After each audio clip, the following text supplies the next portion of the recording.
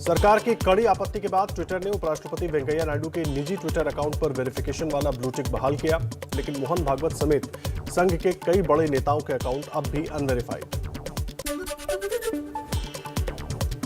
Twitter ने उपराष्ट्रपति दफ्तर को बताया 6 महीने से एक्टिव नहीं था अकाउंट, एक बार लॉगिन भी नहीं किया गया। कड़ी फटकार के बाद गलती मानी।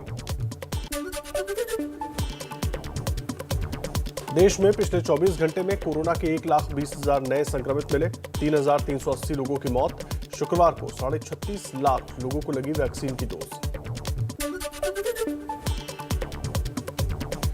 केंद्रीय स्वास्थ्य मंत्रालय ने दूसरी लहर के काबू में होने का दावा किया। कहा, पिछले 8 दिन से रोजाना 2 लाख से भी कम केस आ रहे हैं, ठीक होने वालों की संख्या बढ़ी है। नीति आयोग के सदस्य वीके सारस्वत का बड़ा दावा। कहा, कोरोना की तीसरी लहर का आना तय, सितंबर-अक्टूबर में फिर से फैल सकता है संक्रमण। एक बार कोरोना होने के बाद 10 महीने तक नहीं रहता है संक्रमण का खतरा, साइंस रिसर्च जर्नल लैंसेट का दावा। महाराष्ट्र में शुरू हुई अनलॉक की प्रक्रिया, 5 लेवल में बांटे गए जिले। कोरोना पॉजिटिविटी रेट और ऑक्सीजन बेड की उपलब्धता के हिसाब से दी जाएगी ढील। मध्य प्रदेश में जूनियर डॉक्टरों की हड़ताल के 5वें दिन सख्त हुई सरकार। कहा, इस्तीफा दिया तो भरना होगा 40 लाख रुपए का बॉन्ड। अब तक 3,000 से ज्यादा डॉक्टर दे चुके हैं इस्तीफा। तमिलनाडु में 1 हफ्ते और बढ़ाया गया लॉकडाउन, अब 14 जून तक जारी रहेगी पाबंदियां।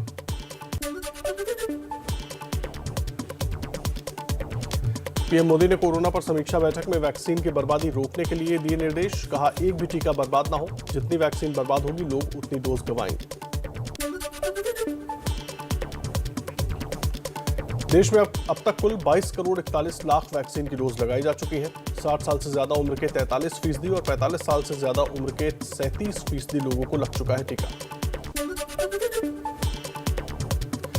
भारत में बच्चों के लिए जल्द मिल सकती है वैक्सीन। नीति आयोग के सदस्य डॉक्टर वीके पॉल ने कहा, फाइजर के अलावा 2 और स्वदेशी वैक्सीन का ट्रायल भी चल रहा है। एबीपी न्यूज पर खबर का असर। पंजाब सरकार ने प्राइवेट अस्पतालों को वैक्सीन बेचने का आदेश वापस लिया। निजी अस्पतालों में महंगी वैक्सीन लगवाने वालों को पैसे वापस लेगी सरकार। केंद्रीय मंत्री प्रकाश जावड़ेकर ने कैप्टन सरकार पर केंद्र से मिली वैक्सीन को ऊंचे दामों पर प्राइवेट अस्पतालों को बेचने का आरोप लगाया था। कहा, पंजाब की जनता के साथ धोखा हुआ।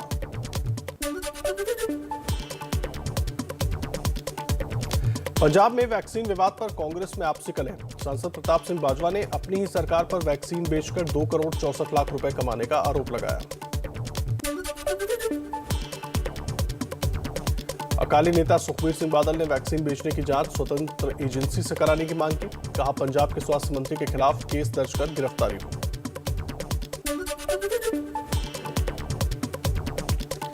अकाली सांसद हरसिमरत कौर ने पंजाब सरकार पर घोटाला करने का आरोप लगाया। कहा, निजी अस्पतालों से पैसे लेकर गरीबों के लिए बनी वैक्सीन का कारोबार किया। आम आदमी पार्टी के नेता राघव चड्ढा ने कांग्रेस आलाकमान और पंजाब के सीएम कैप्टन अमरिंदर सिंह से पूछे 5 सवाल। कहा, टीके की कालाबाजारी का कितना पैसा किस नेता को जा रहा है। पश्चिम बंगाल सरकार ने 18 से 45 साल वालों के वैक्सीन सर्टिफिकेट से पीएम मोदी की फोटो हटाई। पीएम मोदी की जगह मुख्यमंत्री ममता बनर्जी की तस्वीर लगाई। दिल्ली हाईकोर्ट का केंद्र सरकार को निर्देश। देश में स्पुतनिक वी बनाने वाली कंपनी पैनेशिया बायोटेक को 14,000 करोड़ की राशि मुहैया कराने को कहा। दिल्ली में लोगों को वैक्सीन की दूसरी डोज मिलने में दिक्कत पर दिल्ली हाईकोर्ट की सख्त टिप्पणी। कहा, कुछ जिम्मेदारी दिल्ली सरकार की भी बनती है। ये दिल्ली सरकार के अति आत्मविश्वास का नतीजा है। राजस्थान के स्वास्थ्य मंत्री रघु शर्मा ने कहा, राज्य में वैक्सीन की भारी किल्लत। 45+ के लिए 2 करोड़ 9 लाख डोज की जरूरत और केंद्र ने हमें 1 करोड़ 73 लाख वैक्सीन ही दी है। भारत में स्पुतनिक वैक्सीन का उत्पादन करेगा सीरम इंस्टीट्यूट। सूत्रों के मुताबिक ड्रग कंट्रोलर ऑफ इंडिया ने शर्तों के साथ मंजूरी दी। सीरम इंस्टीट्यूट के सीईओ अदार पूनावाला ने अमेरिका के राष्ट्रपति जो बाइडेन और विदेश मंत्री एस जयशंकर को कहा धन्यवाद। अमेरिका ने वैक्सीन के कच्चे माल के निर्यात से रोक हटाई।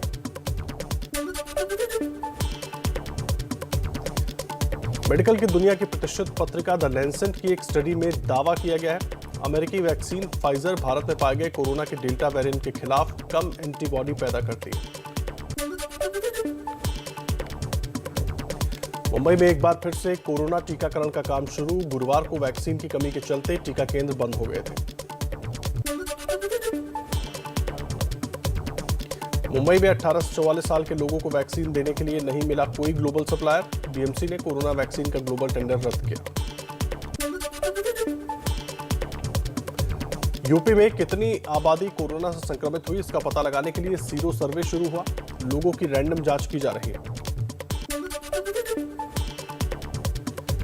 उत्तर प्रदेश में आज से फिर वीकेंड कर्फ्यू की शुरुआत। प्रयागराज में नहीं दिखा कर्फ्यू का असर, सड़कों पर दिखी लोगों की चहल पहल। यूपी के मुख्यमंत्री योगी आदित्यनाथ आज 39 साल के हो गए हैं। जन्मदिन पर प्रयागराज में लोगों ने की पूजा अर्चना। दिल्ली में एक दिन में 525 के करीब कोरोना के नए मरीज, 50 लोगों की मौत हुई। मुंबई में तेजी से कम हो रहे हैं कोरोना केस। पिछले 24 घंटे में 973 नए मरीज मिले, 24 लोगों की मौत। महाराष्ट्र में एक दिन में कोरोना के 14,152 नए केस सामने आए। 289 लोगों की कोरोना से जान गई। कोरोना संक्रमण कम होने के बाद गुजरात सरकार का बड़ा फैसला। सोमवार से 100% क्षमता के साथ सरकारी और निजी दफ्तर खोलने की इजाजत दी।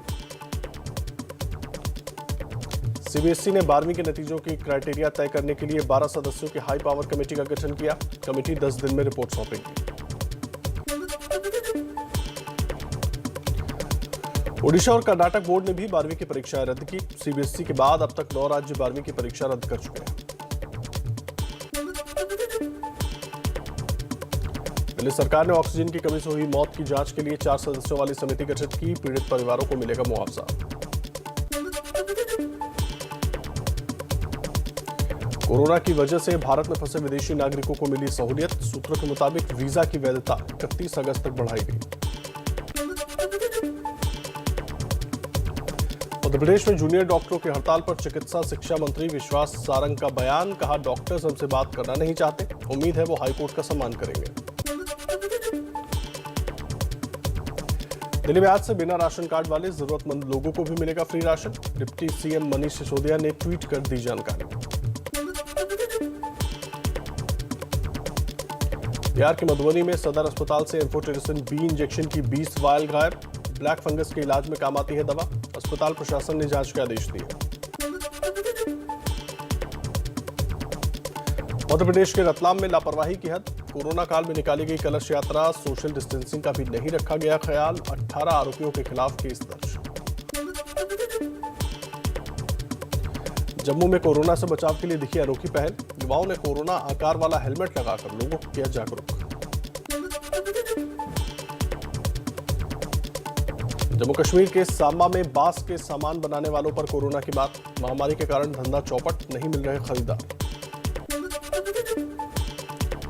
चेन्नई के वंडालूर चिड़ियाघर में कोरोना का कहर। 9 साल के शेर की कोरोना से मौत। 8 और शेरों की कोरोना रिपोर्ट पॉजिटिव आई।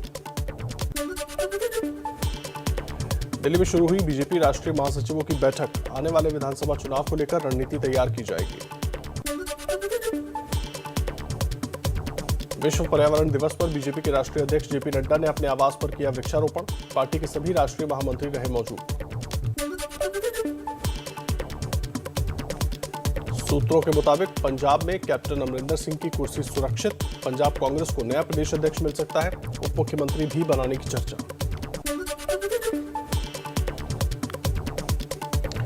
कांग्रेस के हाई लेवल कमेटी के सामने पेश हुए पंजाब के सीएम अमरिंदर सिंह। 3 घंटे की बैठक के बाद कुछ भी बोलने से इनकार किया। सिर्फ इतना ही कहा कि 6 महीने बाद होने वाले विधानसभा चुनाव को लेकर चर्चा हुई। सूत्रों के मुताबिक कैप्टन अमरिंदर सिंह सबूत के तौर पर दस्तावेज लेकर आए थे। हाई लेवल कमेटी के सामने शिकायतों पर भी जवाब दिया। पैनल जल्द सोनिया गांधी को रिपोर्ट सौंपेगा।